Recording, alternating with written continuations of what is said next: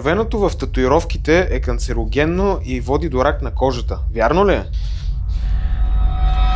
Глупости не ми се слушат.